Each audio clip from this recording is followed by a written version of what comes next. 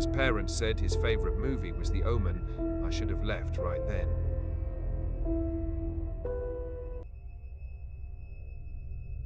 The first thing that hits you about a rich person's house isn't the space, it's the silence. It's a dead, padded quiet that swallows sound. That's what I should have noticed first.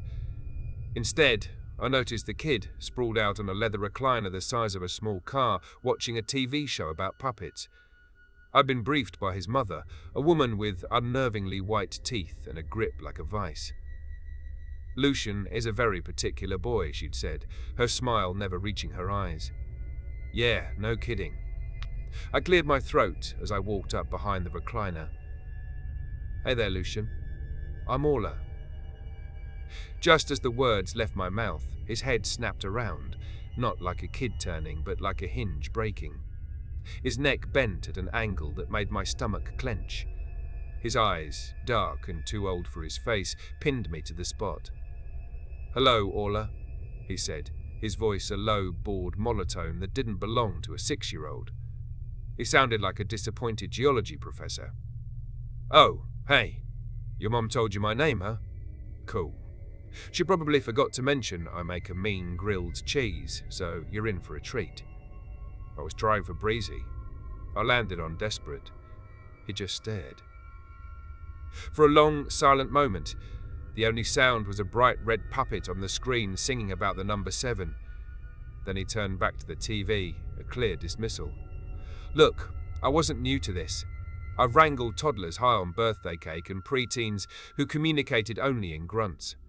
I wasn't going to be intimidated by some pint-sized aristocrat. I dropped my bag and sank into the sofa opposite him. So, you're into this show. Who's your favourite? I asked, aiming for friendly. He didn't answer. Instead, his small hand reached for the remote and the screen went black, plunging the room into a dim, amber-lit quiet. He rose from the chair. The leg rest folded back in with a slow, grinding whir, and I had to bite my lip to keep from laughing at the sight of his tiny, serious body waiting for the mechanics to finish. The smile died when he pivoted toward me, a single, sharp movement like a toy soldier. That look was back in his eyes, a pure, undiluted malice that felt ancient. After a second that stretched into an eternity, he spoke. I like the Count, he said, his expression unchanged before stomping up the grand, curving staircase. I'm sorry, I couldn't help it. A laugh escaped me, loud in the dead air. From the top of the stairs, a furious shriek echoed down. It's not funny. A door slammed with the force of a thunderclap. Whatever you say, Chief, I muttered to the empty room. I figured I'd let him cool off. It gave me a chance to really look at the place. You think you know what money looks like, and then you stand in a living room that has an actual suit of armor in the corner.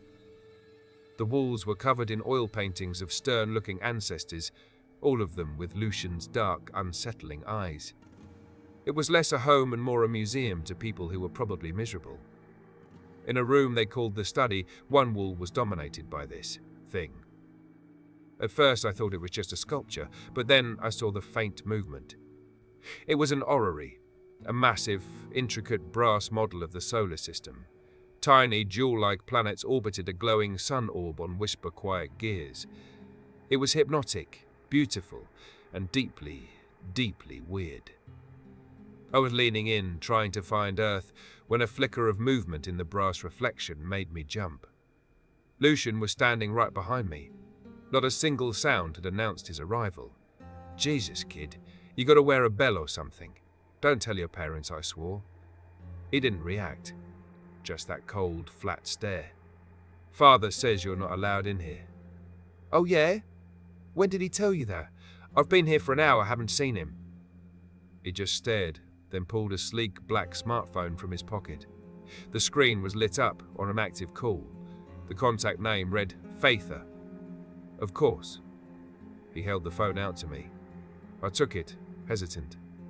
The voice that came through the speaker was smooth. It was like honey mixed with gravel, a late-night radio. DJ's voice. Orla, it purred. No preamble. I do believe my wife's instructions were for you to remain in the main living areas. The alignment in the study is rather precise. We wouldn't want anything disturbed, would we? No. No, sir, Mr. Ashworth.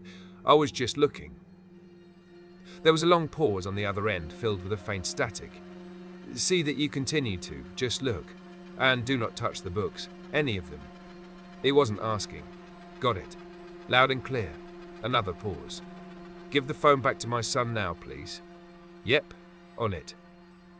I handed the phone back to Lucian. He put it to his ear, his eyes glazing over as he listened. I couldn't hear a thing from the earpiece, just total silence.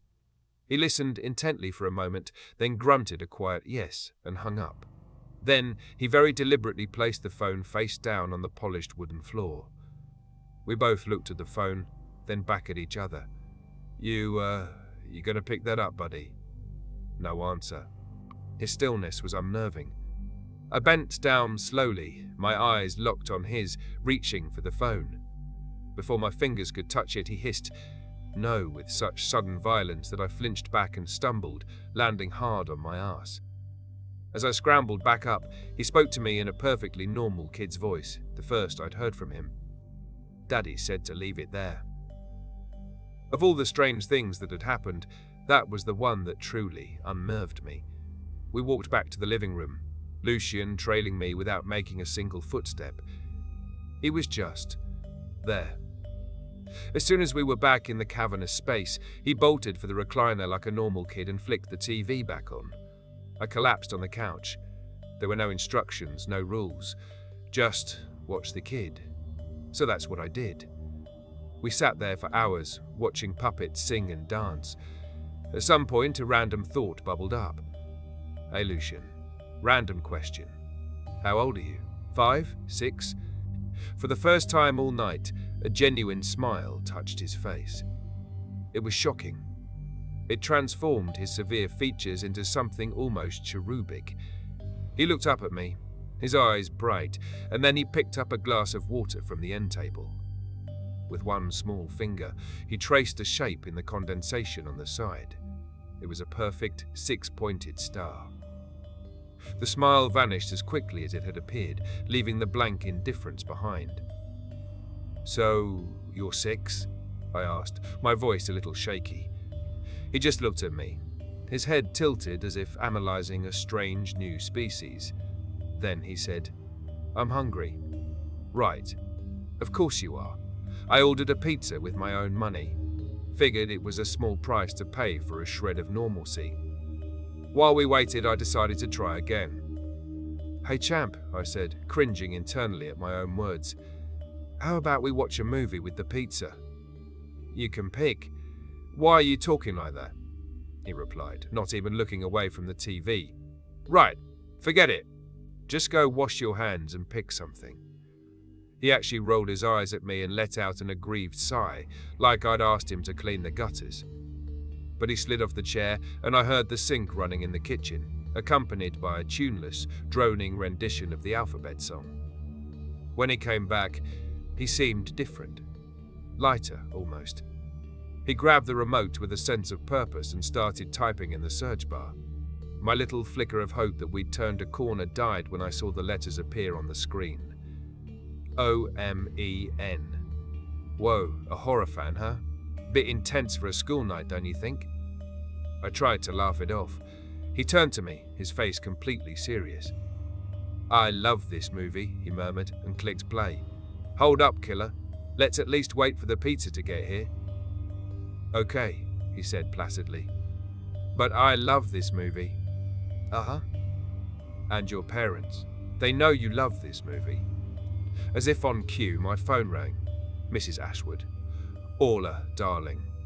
Her voice was like syrup, a cloying, fake sweetness that set my teeth on edge. Just a little birdie calling to say that Lulu absolutely adores the Omen. It's his favourite little picture show, it soothes him so. He'll likely want to watch it before bedtime. I just wanted to ring a ding and let you know that's perfectly fine. Ta-ta for now. Click. The line went dead. Huh, I said to the silent phone. Guess they do. But we're still waiting for the A. Deafening BZZZZZT ripped through the house. It was so loud and sudden, It felt like it was inside my skull.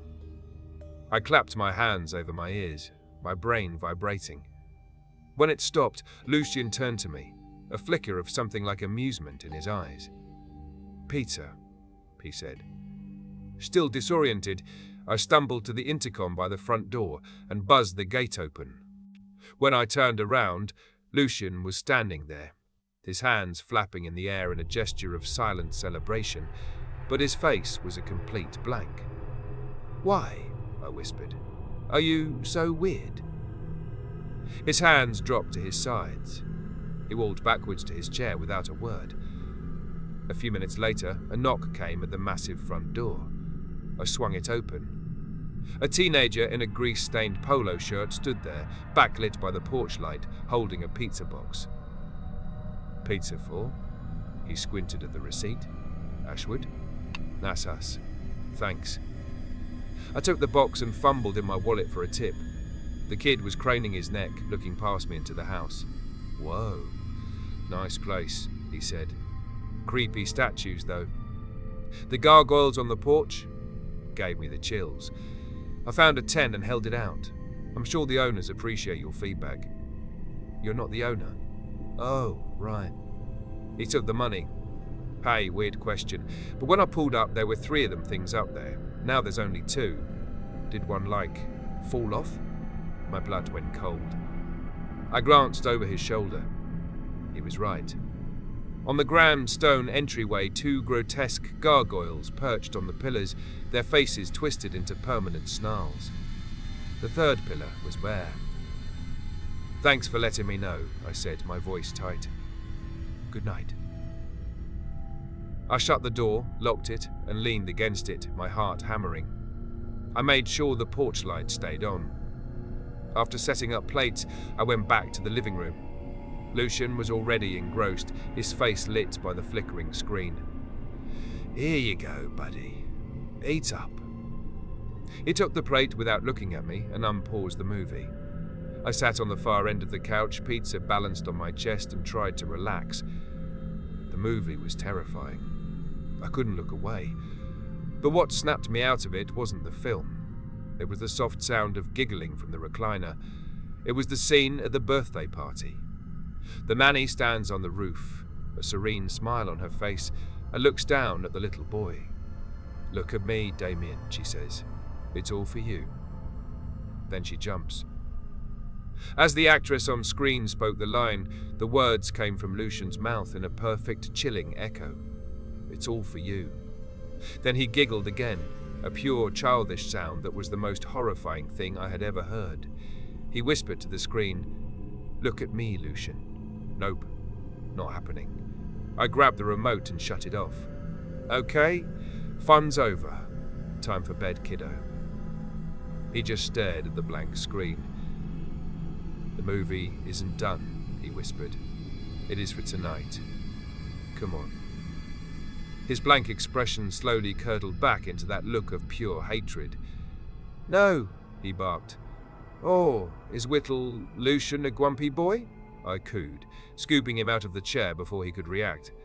I threw him over my shoulder in a fireman's carry. He erupted, kicking and screaming, his tiny fists beating against my back.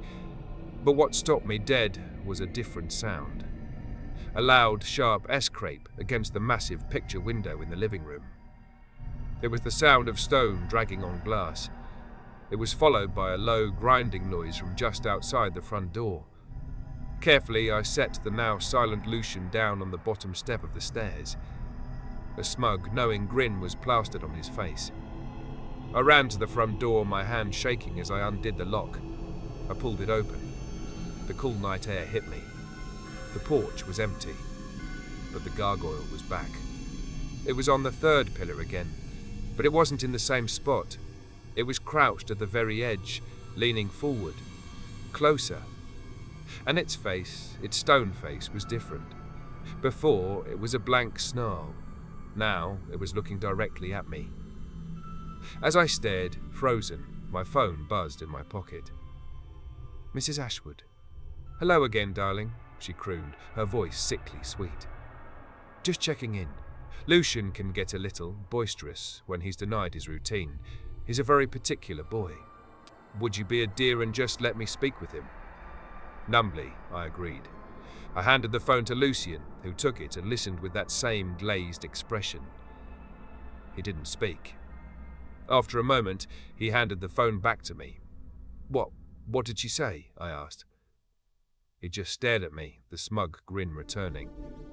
All right, I sighed, my resolve crumbling into dust. Fine. Let's go finish the damn movie. Without a word, he walked back to his recliner and pressed play before I was even in the room. I didn't care. I sank onto the couch, pulling my knees to my chest. I sat there, rigid with fear, watching the horrifying little boy watch his horrifying little movie. I just had to survive until morning.